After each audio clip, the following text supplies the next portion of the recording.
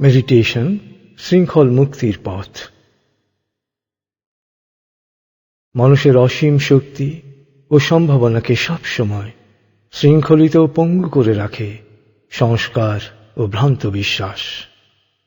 অনন্ত সম্ভাবনা নিয়ে জন্মগ্রহণ করা সত্ত্বেও পারিবারিক, সামাজিক ও রাষ্ট্রীয় পরিমণ্ডলে প্রচলিত ধারণার শৃঙ্খলে সে ক্রমান্বয়ে বন্দী হয়ে পড়ে।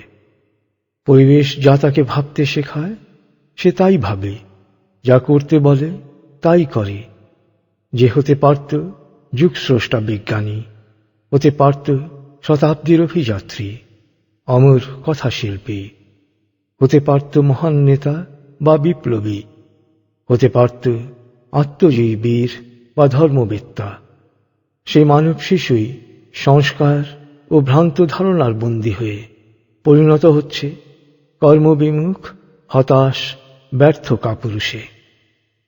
এই ব্যর্থতার কারণ মেধা বা সামর্থ্যের অভাব নয়, এই ব্যর্থতার কারণ বস্তুগত জিঞ্জির নয়, এই ব্যর্থতার কারণ মনোজাগতিক শিকল।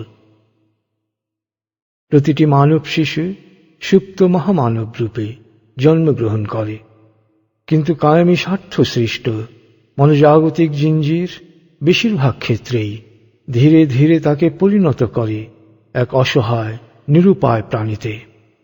সার্কাসের হাতির জীবনের দিকে তাকালে এই মনোজাগতিক দাসত্বের বিষয়টি বুঝতে কোনো অসুবিধা হয় না। জঙ্গল থেকে দুরন্ত প্রাণ চঞ্চল হস্তি শাবককে ধরে এনে 6 ফুট লোহার শিকল দিয়ে শক্ত থামের সাথে বেঁধে রাখা হয়। প্রথম দিকে হস্তি শিশু শিকল ছেঁড়ার জন্যে মরিয়া হয়ে চেষ্টা চালায়, কিন্তু এত ছোট শরীর দিয়ে সে জিঞ্জির ভাঙতে পারে না। উল্টো তার পাই রক্তাক্ত হয়ে যায়। রক্তাক্ত পা নিয়ে যখন আবার টান দেয়, তখন ব্যথায় সে কুঁকড়ে ওঠে। আস্তে আস্তে শিকল ভাঙার সাহস সে হারিয়ে ফেলে। একসময় এই গণ্ডীয় বন্দিত্বের কাছে হস্তি শিশু আত্মসমর্পণ করে। এভাবে তার মধ্যে তৈরি হয় সংস্কার ও ভ্রান্ত বিশ্বাস। সে বিশ্বাস করতে শুরু করে এই গণ্ডি, এই জিঞ্জির থেকে তার মুক্তি নেই, এটাই তার নিয়তি। হস্তি শিশু বিশাল দেহী পূর্ণাঙ্গ হাতিতে পরিণত হওয়ার পরও তাকে কুকুর বাঁধার শেকল দিয়ে ছাগল বাঁধার খুঁটির সাথে বেঁধে রাখল সেই 6 ফুট বৃত্তকেই তার পৃথিবী ধরে নেয়। যখনই শিকলে টান পড়ে, তখনই সে তার বৃত্তের আরো ভেতরে প্রবেশ করে। ভ্রান্ত বিশ্বাস তাকে বলে, এর চেয়ে আর এগুলোর সাধ্য তোমার নেই। এমনকি দেখা গেছে সার্কাস মেলায় আগুন লাগলেও হাতি তার শিকল ভেঙে পালানোর চেষ্টা করে না। দাঁড়িয়ে দাঁড়িয়ে আগুনে পুড়ে ছাই হয়ে যায়, কারণ ভ্রান্ত বিশ্বাস তাকে সেখানেই দাঁড় করিয়ে রাখে। সে মনে করে এই আগুনে পুড়ে মরাটাই তার নিয়তি। যখন তার দেহের শক্তি দিয়ে এক টানে খুঁটি সহ সবকিছু উপড়ে ফেলতে পারে, তখন সে ভাবে এই 6 ফুট বৃত্তই আমার নিয়তি। তার এই শৃঙ্খল লোহার নয়, খুঁটির নয়, এ শৃঙ্খল হচ্ছে মনের। আমাদের অবস্থাও এখন তাই। আমাদের প্রতিটি মানুষের, প্রতিটি পরিবারের, পুরো জাতির বিপুল সম্ভাবনা, শক্তি ও সামর্থ্য থাকা সত্ত্বেও সংস্কার, ভ্রান্ত বিশ্বাস, শোষক ও পরাভববাদীদের আরোপিত মিথ্যা ধারণার শৃঙ্খলে আমরা নিজেদেরকে গণ্ডিবদ্ধ ও বন্দী করে ফেলেছি। দুর্দশাগ্রস্ত ও গ্লানিকর জীবনকেই আমরা আমাদের নিয়তি ও ভাগ্যরূপে মেনে নিচ্ছি। সার্কাসের হাতির মতোই পুড়ে মারা গেল শিকল ভাঙার কোনো চেষ্টা করছি না। কিন্তু শুধুমাত্র একবার এ সংস্কার ও ভ্রান্ত ধারণা ঝেড়ে ফেলে দিলে দেখতে পাব আমরা প্রত্যেকে এক বিপুল শক্তির আধার।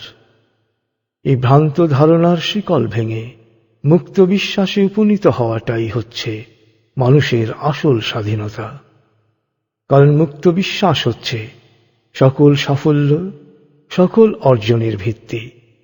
বিশ্বাসী রোগ নিরাময় করে, ব্যর্থতাকে সাফল্যে আর অশান্তিকে প্রশান্তিতে রূপান্তরিত করে। বিশ্বাসী মেধাকে বিকশিত করে, যোগ্যতাকে কাজে লাগায়, দক্ষতা সৃষ্টি করে। বিশ্বাসী অভাব দূর করে, প্রাচুর্য সৃষ্টি করে। মুক্ত বিশ্বাস থেকেই শুরু হয় মানুষের মানবিকতার উত্থান পর্ব। তখনই সে বুঝতে পারে সে সৃষ্টির সেরা আশরাফুল মখলুকাত। নিজের অসীম শক্তি ও সম্ভাবনাকে সে বুঝতে পারে।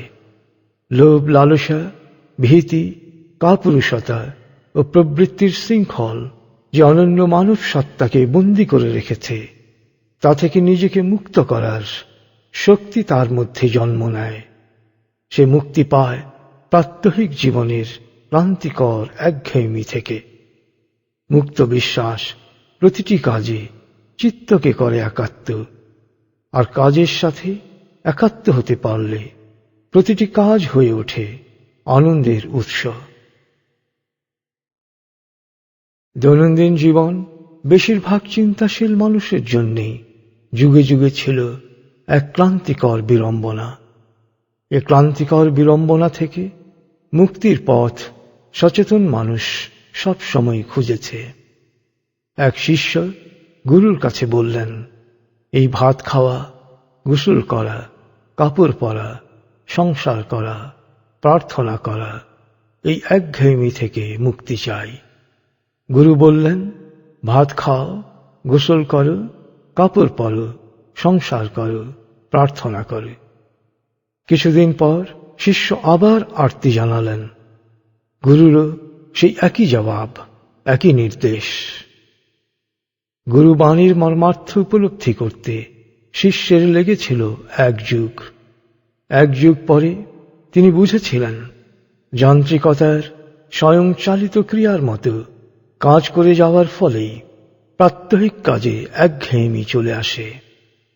বেশিরভাগ সময় মন অতীতে বা ভবিষ্যতে বিচরণ করে বলেই আমরা বর্তমানকে পুরোপুরি উপভোগ করতে ব্যর্থ হই। বর্তমান হয়ে ওঠে একঘেয়ে। দিনের প্রতিটি কাজের সাথে চিত্তকে একাত্ম করতে পারলে, প্রতিটি কাজের মাঝে আত্মনিমগ্ন হতে পারলে, মনোযোগ নিবদ্ধ করতে পারলেই যান্ত্রিকতার একঘেয়েমি থেকে মুক্তি পাওয়া যায়। প্রতিটি কাজই তখন হয়ে ওঠে আনন্দের উৎস। তখন প্রতিদিনের প্রতি লোকমা আহার, প্রতিবারের গোসল, প্রতিটি কাপড়, স্ত্রীর সাথে আলাপন, দৈনন্দিন কর্তব্য ও দায়িত্ব, অর্থাৎ প্রতিটি কাজেই মনে হবে এক নতুন জগৎ, এক নতুন জীবন, এক নতুন আনন্দলোক। প্রতিবারের প্রার্থনাতেই আপনি পুলকিত হবেন, চমকিত হবেন, স্রষ্টাকে উপলব্ধি করবেন নিত্য নব মহিমায়। প্রতিটি চাওয়া পরিণত হবে পাওয়ায়, প্রতিটি সেজদা পরিণত হবে মেরাজে।